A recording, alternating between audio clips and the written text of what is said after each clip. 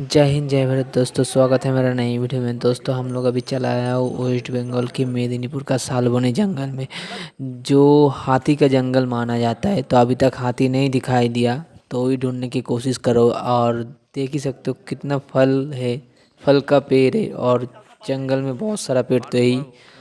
और हम लोगों का सामने सिर्फ छोटा छोटा जानवर दिखाई दे रहा है अभी, कीड़ा, गोट, ऐसे ही बहुत सारा जानवर। तो दोस्तों आप लोग चैनल को सब्सक्राइब कीजिए जल्दी से, ताकि ऐसे और भी वीडियो आप लोगों के सामने लेके आ पाऊँ। और भी ऐसे एनिमल, ऐसे फॉरेस्ट वाला मज़ेदार वीडियो आप लोगों के सामने लेके आ पाऊँ। जय हिंद जय भारत दोस्तों।